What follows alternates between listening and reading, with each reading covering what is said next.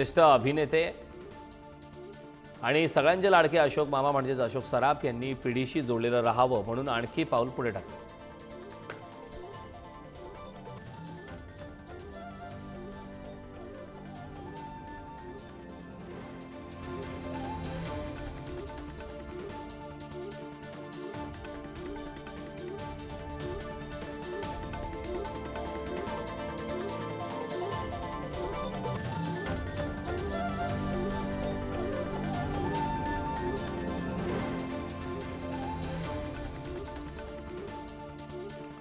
Big boss मराठीच्या 5व्या सीझनचा विजेता सूरज चव्हाणचा झापूक झुपूक हा सिनेमा प्रेक्षकांच्या भेटीला येतोय। केदार शिंदेंनी या सिनेमाचं दिग्दर्शन केलंय, तर अंकिता वालावलकरचा पती करणनं सहकार्यासह त्यांचं संगीत दिलंय। अंकितानं त्या सिनेमाचा टीझर शेअर केला। आयफा पुरस्कार सोहळ्यात माधुरी दीक्षितनं केलेलं वक्तव्य सध्या चर्चेचा विषय ठरतोय। 1 2 3 हे गाजलेलं गाणं कोण रिक्रिएट करू शकतं असा प्रश्न माधुरीला विचारण्यात आला। यावर उत्तर देताना माधुरीने आताच्या तरुण पिढीमधील राशा धडानी उत्तम डान्स करते असं म्हणत राशाचं नाव घेतलं। मराठी अभिनेत्री रुपाली भोसलेने नुकताच तिचा उकडीचे मोदक बनवतानाचा व्हिडिओ शेअर केला। त्याखाली 100 उकडीच्या मोदकांची ऑर्डर पूर्ण केली अशी कॅप्शन लिहिलंय। मात्र हे मोदक रुपालीने तिच्या आईला त्यांच्या नव्या व्यवसायात मदत व्हावी म्हणून बनवले, त्यामुळे या व्हिडिओवर नेटकऱ्यांनी कौतुकांचा वर्षाव केला।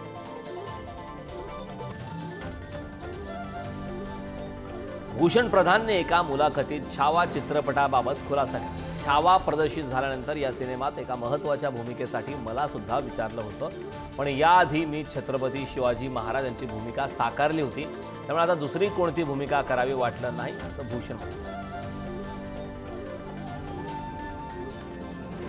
सलमान खानच्या सिकंदर चित्रपटातील नाचे सिकंदर हे गाणं रिलीज झालंय। या गाण्यामध्ये सलमान खाननं जबरदस्त डान्स केलाय। या गाण्यातून सलमान खान आणि रश्मिका मंदानाची धमाल केमिस्ट्री पाहायला मिळते। हा चित्रपट येत्या ईदला प्रदर्शित होणार आहे।